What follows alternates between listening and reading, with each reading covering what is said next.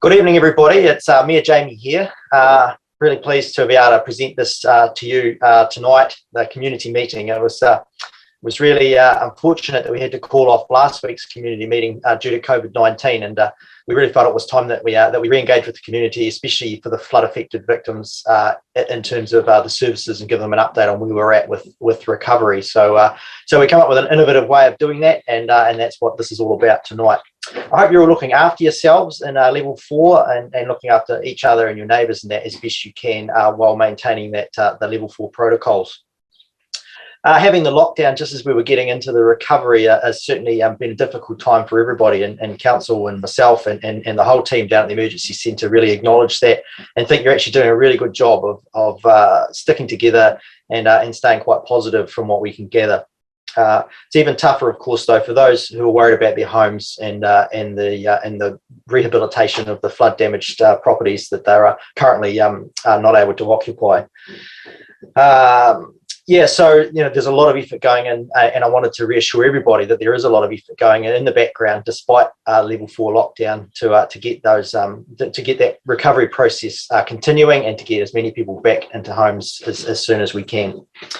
We've had some really good support this week on our support package from central government and ongoing talks around the future for Westport in terms of risk mitigation and things like that. And that's including government insurance companies and ourselves to bring all the parties together to see to map a way forward for the future. So as you may have read in the media this week, we were successful on Monday of getting the $8 million package approved by Cabinet, which really allows us and gives Bob and his team the confidence to stand up and settle the outstanding amounts that have already been spent on the immediate response, but sets up the next few months ahead with some surety around how we support the community through our navigators, through the hub down there at the old Plum Duck building, and make sure that the recovery doesn't be stalled in any way, and we do all we can to make sure that continues at pace. So it's good for you to know that the support services are still operating even at level 4, and although it has to be done remotely, you can still call that team down there at the EOC on 0800 768 348 if you have any questions, concerns, or you don't know what to do next, or you want just a friendly person to chat with around getting you through either the level 4 lockdown or anything to do with the flood recovery. They're a really great team, and they're there to help you navigate through and point you in the right direction for the appropriate services. And speaking of the services, the key agencies you're going to hear from as part of tonight's meeting, they're going to provide you more detailed updates on the services that they're offering and how you can access them. Shortly, you're going to hear from Bob Dickson, who is leading our recovery team, works for BDC now, leading the recovery team there. And obviously, a lot of you will have dealt with Shane Barry, one of the key operators there in terms of the welfare function as well, and a lot of coordination going on there to make sure that work carries on. Casey Hamilton will be speaking to you from the MBIE team, MB team, dealing with the Temporary Accommodation Service. So they're the ones working on the portable accommodation coming into town. Some of it already here, and certainly work going on as to what else needs to come in to support that. Claire McManus, from the local Ministry of Social Development Office, will talk to you, and Sarah Knox from the Insurance Council is also going to present on all things insurance. Darren Wright is also coming on from the Residential Advisory Service. I understand these guys help you navigate the relationship between yourselves and insurance companies, just to make sure you understand things like settlements and such like, and your rights and things around that. And Jane George is also coming from, I believe she is health. Just got my notes a little bit wrong there. So there's lots of information coming to you from those key people later tonight. The council is also getting a number of initiatives in place to support the community as well. And we've met this week, and these includes a rates relief scheme and policy to ensure that those who are finding it difficult to manage costs are able to get some rates relief for a period of time to manage their way through the difficult periods. Our flood recovery action plan report was discussed at council held yesterday via Zoom, and so that's been a large body of work, and that's largely informing Bob and his team and where they go in terms of the recovery going forward. And of course, the Mayoral Relief Fund is still there. It's being actively distributed. So far, we've seen $233,000 paid out of that to around about 450 people, and that work is ongoing. We're looking at how that is from going forward, how that is better targeted through Shane and the recovery hub team to make sure that money gets to those people that are the most in need. Recovery manager Bob Dickson, he's going to discuss some of the key projects in more detail, but we're also continuing work on providing the temporary housing and processes to speed up things like consenting, and we're reviewing the stock banks and planning a submission to the West Coast Regional Council on other matters around risk mitigation and how we best reduce risk and build back better for all of that. Certainly our intention. You'll hear more about MB's Temporary Accommodation Service and also the Residential Advice Service. That's been set up to help people understand, as I said earlier, to deal with insurance claims. And that was a service that grew out of the Canterbury earthquake recovery. So a really good team around that. MSD will be talking to you about accessing their assistance, and the Insurance Council and DHB all about on staying safe and well. So that's probably enough from me. I'm just really pleased that the team have pulled this together. I hope everyone stays safe. Continue to be kind to each other through the lockdown. We're expecting to hear later this week what the future holds in terms of our level settings, and so fingers crossed we see some improvement in that in the near future. It is an incredibly difficult time, and but we do get through this because we have a great community. You've stood up again and again. You banded together and got through the level 4 lockdown last time, a year or so ago.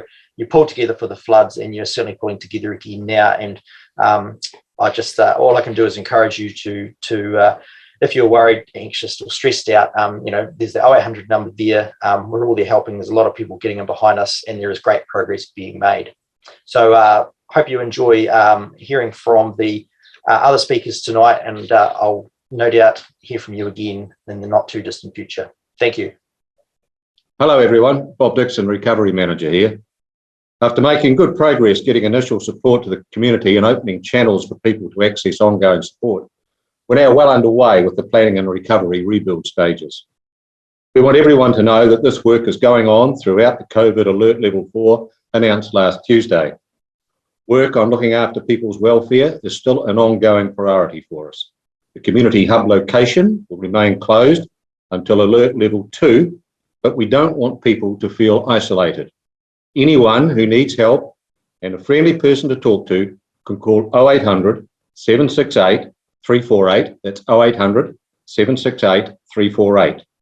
The community hub team will put you in touch with a navigator. It's a person assigned to work with you through the recovery process, and that person will help you access the services which are right for you. Those agencies might include DHB, Ministry of Social Development, MB, MPI, the Temporary Accommodation Service, and the Residential Advisory Service, which can help you with insurance matters. Other support organisations we've got locally include our community groups and, of course, the Salvation Army. There's a number of key actions within our recovery action plan, which we are beginning to implement. That document is in draft form, and it's presently being shared with contributing agencies. Once their comments come back to us and it's amended, that'll be posted on the Council's website where you can access it. And that should occur by the end of the month. Throughout Level 4, Council's been fortunate to secure exemptions for local tradies to begin work on unoccupied red and yellow stickered houses. The intent behind this was to, rather than have local tradespeople sitting idle under lockdown, that we could assist in some way with the rebuild process. Being very mindful of Level 4 COVID restrictions, it was not an invitation for people to travel here and carry out rebuild work. Their turn will come when we return to Level 2. Council also secured a funding boost from government on Tuesday when an $8 million financial package was announced. This will flood a number of projects and services, including immediate recovery costs, this community hub, navigation services, and the advisory services to support council. The community hub and MB are also working to establish temporary and long-term accommodation in villages while houses are being repaired. Casey from TAS may talk further on this later in this broadcast. In this week's council meeting, we talked about the Recovery Action Plan. Now, that's one of the key projects in that plan, which is the Livable Homes Project. And the recovery team is developing a work program that aims to get people back into their homes, people who do not have the means to repair their flood-damaged properties. The action plan also includes ensuring everyone who needs it has access to all the services and also the well-being and emotional support that they need, as for long as they need it. It also lays out the practical measures we're taking to get our town and district cleaned up and safe to enjoy it, as we all love to do, and that includes work on our economic recovery as well. So the recovery team are working to get these projects and more implemented as soon as we possibly can, alongside the COVID alert levels, of course. If we can start moving forward safely and legally, then we will. And finally, you'll be hearing a lot from us over coming weeks and months, and we want to hear from you also. If you ever get any questions, call our Community Hub team and we'll try to give you the answers, or they'll put you in touch with someone who can help. Stay safe. Goodbye for now. Hi, I'm Casey Hamilton Harrison from the Temporary Accommodation Service. So our service exists to help those who are displaced from their homes after a natural disaster, ensuring they have somewhere to stay while their homes are repaired or rebuilt. So as it has for everybody, Alert Level 4 presents new challenges for TAS, such as having to virtually speak to you from my own bubble rather than be there in person.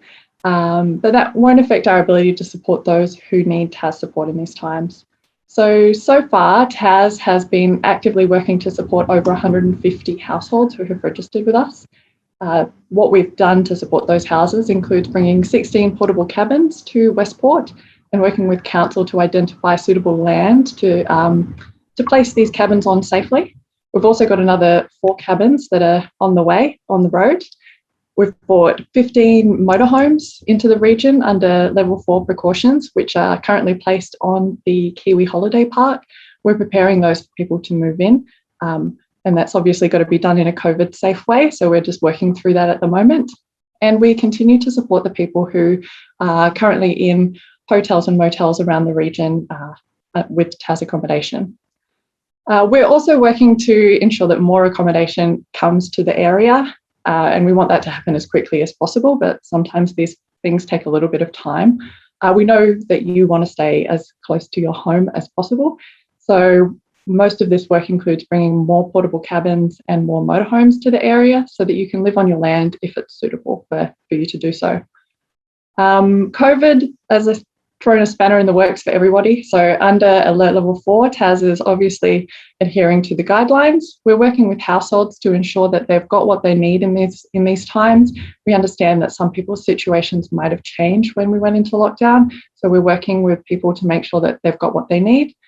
We're also working with council and MSD to ensure that people are connected to the right services that they might need to feel supported in this time.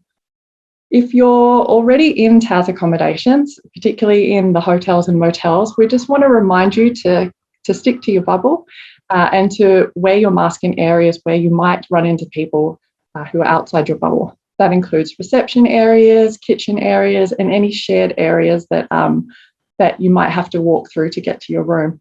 So that might prove challenging for some people. So if it does, just shout out to us, give your matching and placement coordinator a call, and we'll see what we can do to support you there.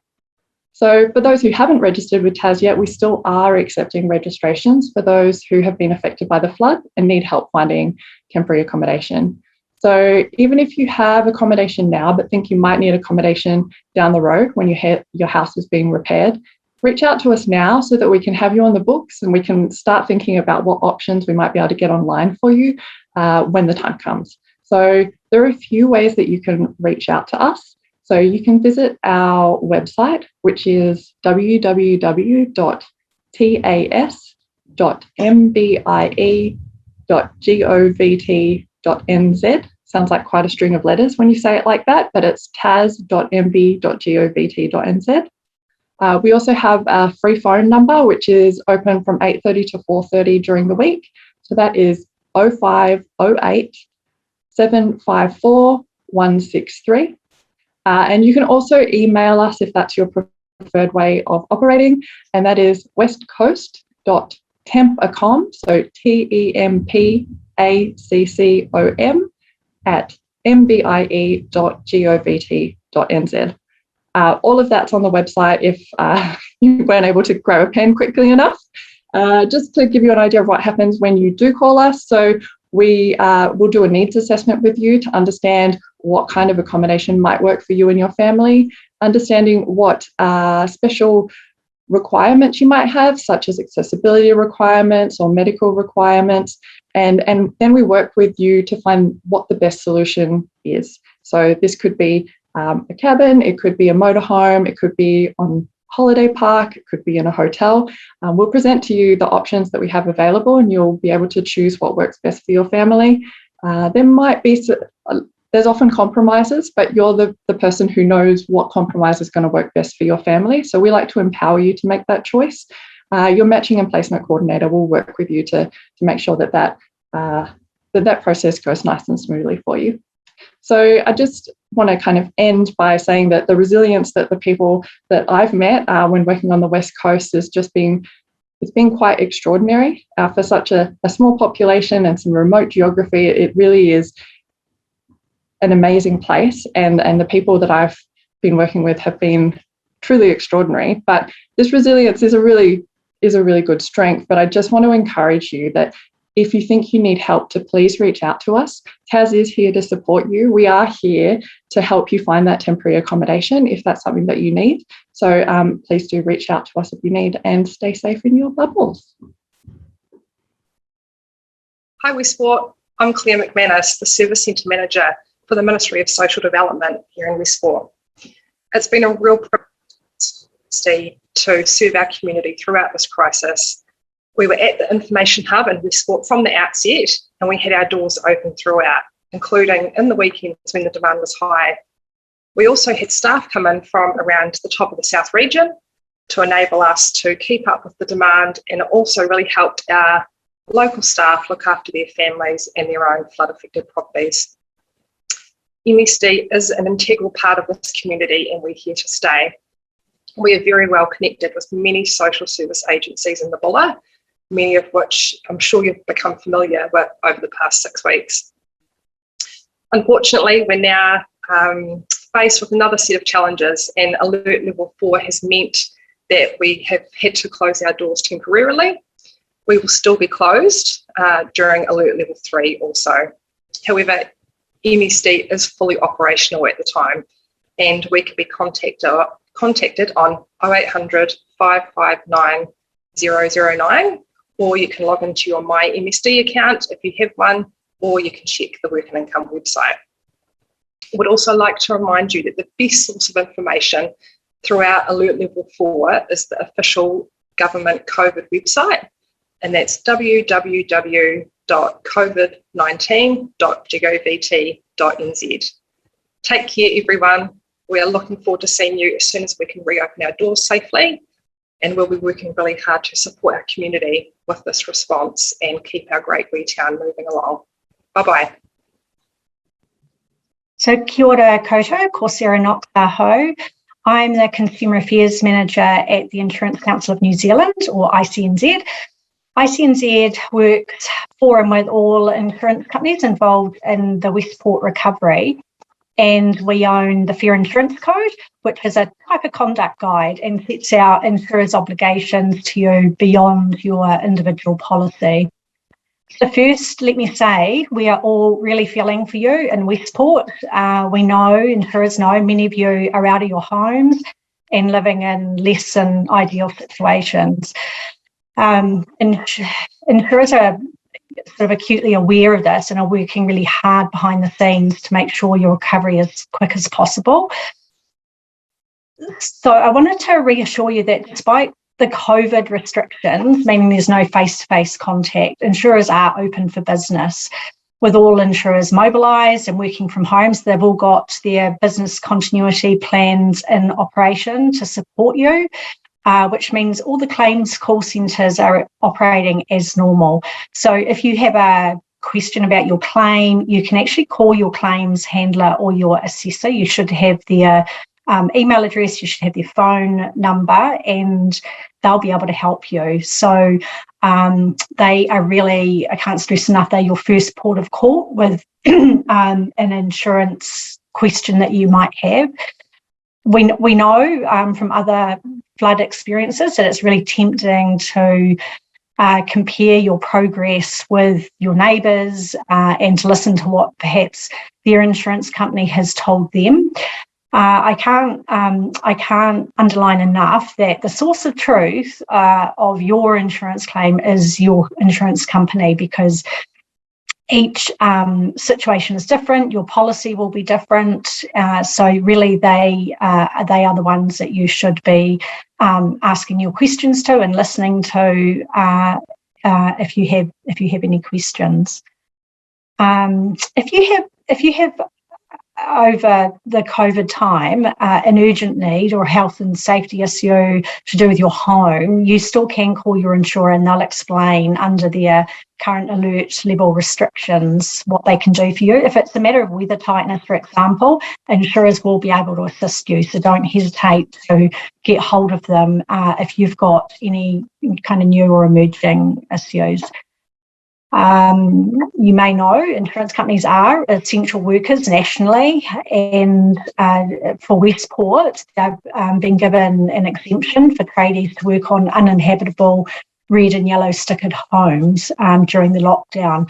So that means where possible, builders will be using, insurers will be using local builders to finish the remaining strip outs and drying that's happening. And then because of the strict conditions, they're working with out-of-region builders at the moment to work out what's possible in terms of their willingness to break their bubbles and travel to another region, etc. So that's a work in progress, but they are working hard behind the scenes. There's a lot of challenging aspects to this recovery. So obviously there's COVID. There's shortage of accommodation, and as you'll probably know as well, there's a nationwide shortage of building supplies and labour. So those all of those things add up to really challenging situations for both yourself and the insurance companies. So regardless of the building work still being able to continue, there is still no face-to-face contact. So any communication with your insurance company should be through phone or email.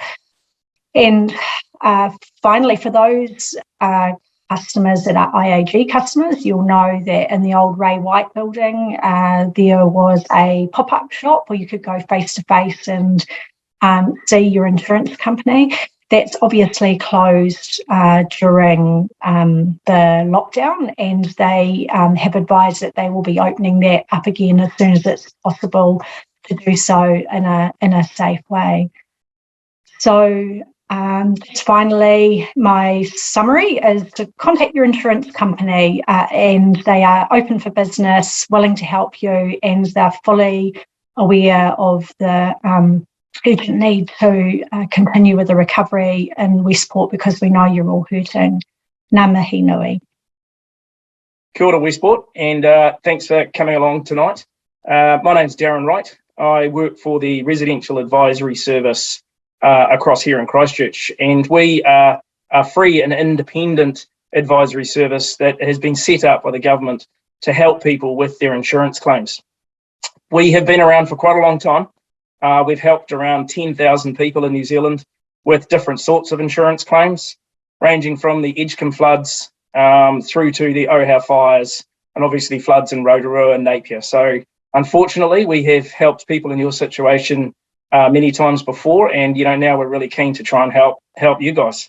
So as I said, we have got staff across here who will bring them across to see you guys. We've been across once already, and we'll come across more. But we're certainly ready to try and help you now, both with just general advice around how your insurance policy works, around what your rights are under your policy, and in particular, what your obligations are. And we also have free legal advice that we can provide to you if you're struggling with some of the more technical issues around your insurance claim. There's a couple of things that I just wanted to say before I sort of launch in and sort of give you our number and all that sort of stuff. And it was just a couple of key things to sort of look out for at the stage of the claims process that you're all going through. First of all, I'd really like to acknowledge the difficulty that you are going through. We've certainly been there before and seen a lot of it around the country, and I know it's an incredibly difficult time, especially those of you who are out of your homes and who are struggling with accommodation and all sorts of other just general life and family things. So yeah, I really feel for you, but we are here to try and help. Look, one of the key things I just wanted to first of all talk about is those people who are currently looking at cash settlements from their insurers.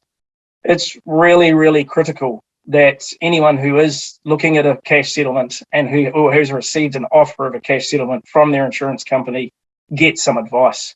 Now, that advice could be from a lawyer, it could be from a lawyer in Westport or a lawyer in Christchurch, or from us. Either way, just please go and get some advice. There are some absolutely critical things that we need to make sure are covered off if you are going to take a cash settlement. And whilst every insurance policy is different, most cash settlements actually respond by being a full and final, which means you don't have any capability to go back to your insurer. So it's really, really important that we do have a chat to you, or you have a chat to somebody, seek some advice, particularly some legal advice around any sort of cash settlement that you are looking for, or that you are looking at the moment. Sorry. Look, one of the other key things, no doubt a lot of you are working through at the moment, will be the scope of works. So exactly what needs to be done to your property in order to try and repair it, and having some conversations, no doubt, with the insurance company around what they will or will not cover. We're more than happy to help you with that. That is something that we deal with on a daily basis. We certainly understand what your rights are. We certainly understand what the obligations are, both on you and the insurance company, and be really keen just to have a chat and make sure that you are really fully understanding what it is that you're being offered by the insurance company, and that it is absolutely what you should be getting from under your policy. We did say that all policies are different, and a lot of them are. So it is key, if you can, when you come to us, to either have a copy of your policy or be able to tell us what policy you've got, so that we can go off to your insurer and have a conversation. We will ask you to sign a consent form with us, and that's really just to allow the insurance company to then talk to us.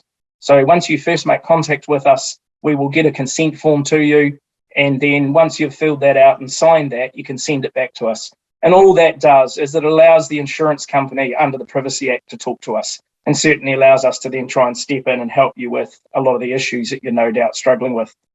Look, I know that there are some fairly hot issues over there at the moment, and one of those is accommodation, and certainly your accommodation allowance. Most policies do, unfortunately, have a fixed sum for accommodation. So again, that is something that we can have a chat to you around about, what is the sum you should be receiving from your insurance company, how it is you receive that money, and also what the opportunities or other things you might be able to do with that money to try and secure what is going to be a bit of a long journey for some of you.